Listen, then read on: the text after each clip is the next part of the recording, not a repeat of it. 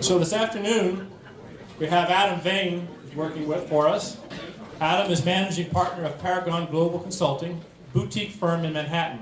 He focuses on leadership, executive presence, team building, conflict management, but specifically what we're going to talk about tonight is the way that we all can give effective feedback to our staff. And it's going to be a very hands-on event. So my name's Adam Vane, and thanks to my education here at Columbia, I've spent the last 20 years coaching and training CEOs and executives in Fortune 500s, mid-sized businesses, startups, and executives in the public sector. I train people from 85 different countries how to negotiate with rebel separatists in countries like Afghanistan, the Sudan, and Algeria.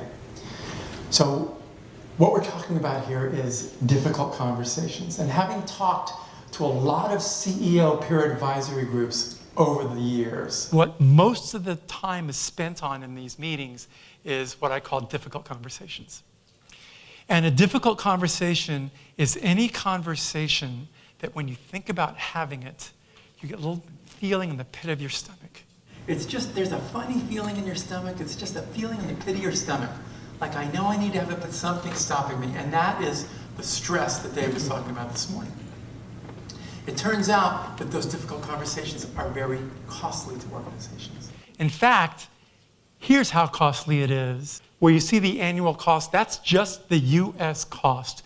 360 billion in paid hours, 385 million working days.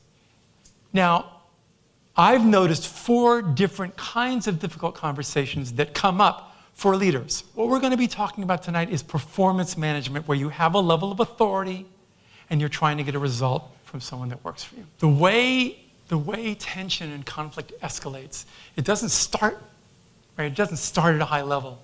It starts with a position. And by position, I mean a position is just a way of looking at something. It's innocent. This is just how I'm looking at it. Now, Newtonian theory states that for every action there's an equal and opposite. Yes. Right. And I'm here to tell you that for every position that you take, every way of looking at something, there's an equal and opposite position. Right? And how does this proliferate? Well, what happens when you're in survival mode? What is your brain churning out chemicals for? Fight or flight. It's familiar to you, right? That's the way these difficult conversations begin to escalate. The second guardrail is a little bit counterintuitive, and it is the axiom, the guardrail, that people cannot say yes to you without the room and the space to say no. I know they're your direct report and you can force them to talk to you. And that there are times when I don't want to take that away from you. There are times when you need to do that. But given the flatter structures we have now, it's better to catch them in a place where they can actually think and express. Because the truth is, you are 5 minutes away from a breakthrough in some of the most difficult conversations you're dealing with.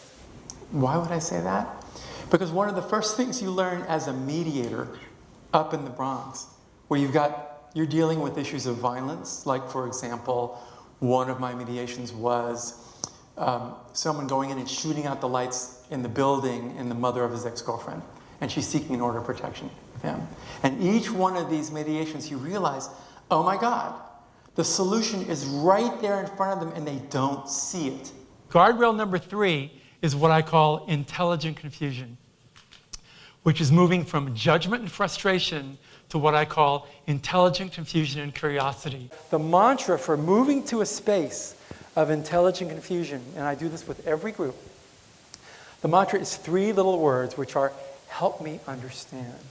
So I want everybody to repeat after me, help me understand. Help me understand. Help me understand. Help me understand. Help me understand. Help me understand. Help me understand. Help me understand. When I first said help me understand back in the 80s, can you help me understand what, I just had the thing going on. And over time, when you actually do it, you begin to see, wow, I really don't understand. And you begin to relax and let go of the positions. So you move from a place of intellectual understanding to a place of realization. If you could find a partner. Oh, I have to find a partner?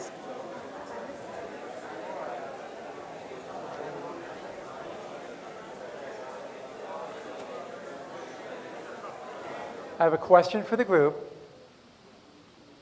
How does it feel to give performance feedback? One person said awkward. So, do you have a feeling of the sense of challenge in this? Right? Your limbic system becomes engaged. And every time the limbic system becomes engaged with stress, the prefrontal cortex begins to shut down. So the logic you thought you had begins to disappear.